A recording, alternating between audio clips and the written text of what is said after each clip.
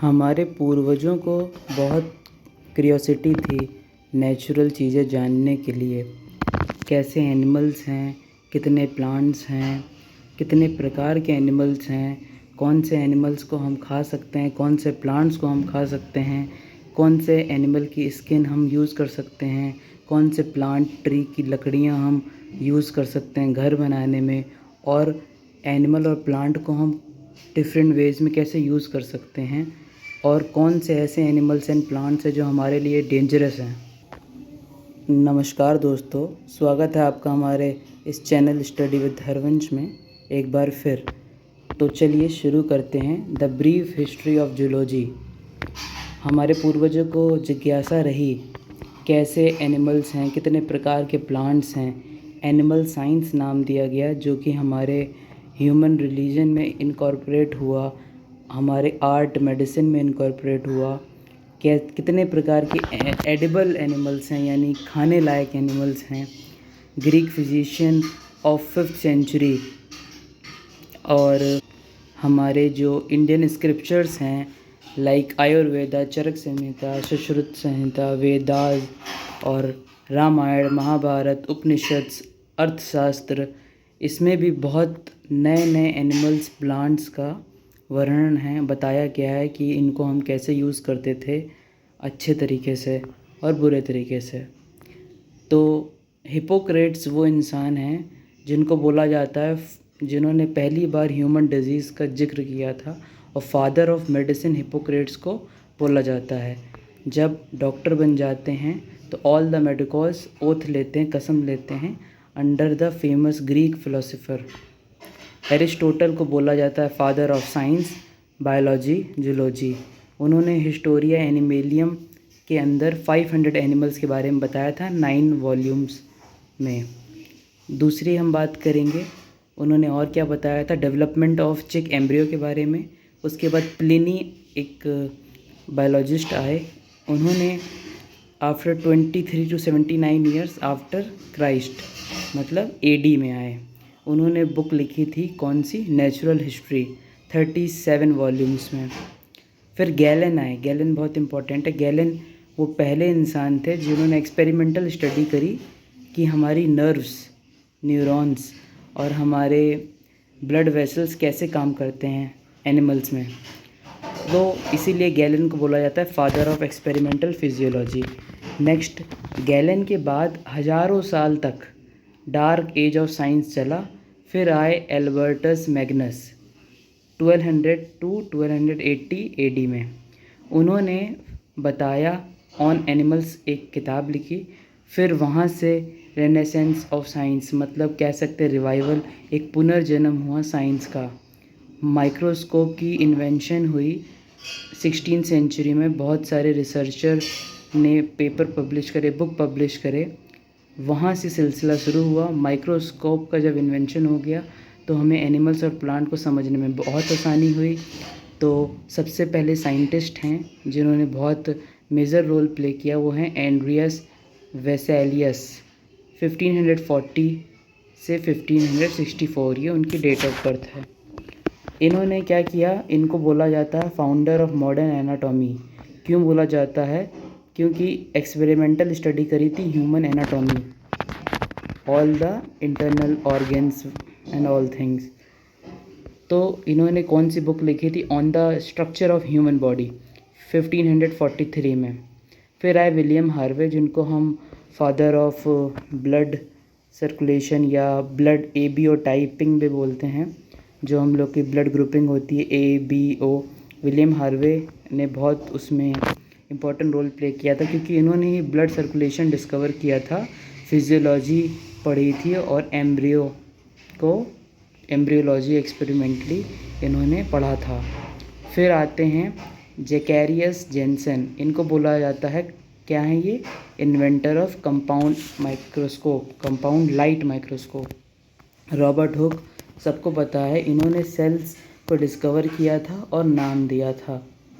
Christian, मतलब कि उन्होंने उसको नामकरण दिया था कॉर्क स्लाइस से, यानी वो लिविंग सेल नहीं थी। फिर मार्केपेलो मालपीजी बहुत इंपॉर्टेंट है, फादर ऑफ माइक्रोस्कोपी कहा जाता है, क्योंकि उन्होंने ब्लड, किडनी, सिल्क वॉर्म, चिक एम्ब्रियोलॉजी पढ़ा था, और बोमेंस कैप्सूल को वर्टिब्रेट किडनी में इन्होंने क्या किया था, डिस्कवर किया था। इसीलिए मालपिगियन, आपने अगर किडनी पढ़ा हो तो आप जानते होंगे। और जर्मिनल लेयर इन स्किन, इसीलिए फादर ऑफ माइक्रोस्कोपी कहा जाता है, मार्केलो मालपिगी। आगे देखते हैं, जॉन रे, बहुत इंपॉर्टेंट क्वेश्चन आता है इसमें मेडिकल एग्जाम्स में। जॉन रे ने कॉन्सेप्ट ऑफ स्पीसीज़ दिया था, बताया था कि स्पीसीज़ क्या है, और स्पीसीज़ टर्म इन्हीं ने दिया था। इंसेक्ट, स्नेक्स और क्वाड्रूपेड्स, मतलब 4 पैर वाले जानवर को इन्हीं ने क्लासीफाई किया था। फिर एंटोनी वैन ल्यूवेनहैक को फादर ऑफ माइक्रोबायोलॉजी कहा जाता है। इन्होंने sperms, muscles, blood corpuscle, protozoan और बहुत सारे माइक्रो ऑर्गेनिजम्स, ईस्ट, बैक्टीरिया को पढ़ा था। बुफन, इन्होंने बुक लिखी थी हिस्टोरी नेचुरली, और 36 वॉल्यूम्स में एनिमल और प्लांट्स को समझाना चाहा था। फिर कैरोलस लिनियस, बहुत famous, father of modern taxonomy, binomial nomenclature दिया था सिस्टेमा नेचुरली बुक में, और इन्होंने बहुत सारे एनिमल और प्लांट्स को नेम दिया। फिर आते हैं Baron Georges Cuvier, father of comparative anatomy and palaeontology कहा जाता है इनको। 11वें नंबर पे आते हैं जीन बैप्टिस्टे डी लैमार्क, जिनको लैमार्क के नाम से जाना जाता है। इन्होंने, यही पहले इंसान थे जिन्होंने पहली लॉजिकल थ्योरी दी थी ऑर्गेनिक इवोल्यूशन के ऊपर। कौन सी बुक में? फिलोसफी जूलॉजिक, बहुत ही इंपॉर्टेंट क्वेश्चन। 1809 में इन्होंने ये बुक लिखी थी। फिर आते हैं रीन डॉक्रोकेट, इन्होंने क्या किया था, फोटोसिंथेसिस और रेस्पिरेशन समझाया था कि ये एनिमल की फिजियोलॉजी है, प्लांट की फिजियोलॉजी है। फोटोसिंथेसिस और रेस्पिरेशन तो दोनों में होता है, प्लांट एनिमल में। और लिविंग ऑर्गेनिज्म किससे बना होता है? सेल से, इन्होंने बोला। रॉबर्ट ब्राउन, आप जानते हैं, न्यूक्लियस की डिस्कवरी करी थी इन्होंने। और ब्राउन से याद रख सकते हैं, Brownian motion, zigzag movement of any particle in anything, cells के अंदर भी होता है, तो साइटोप्लाज्म के अंदर इन्होंने ब्राउनियन मोशन मूवमेंट को डिस्कवर किया था। फिर आते हैं कार्ल अर्नेस्ट, के नाम से जाने जाते हैं, पूरा नाम है Karl Ernst von Baer, father of modern embryology और फाउंडर ऑफ कंपेरेटिव एम्ब्रियोलॉजी। इन्होंने बायोजेनेटिक लॉ को समझाया था।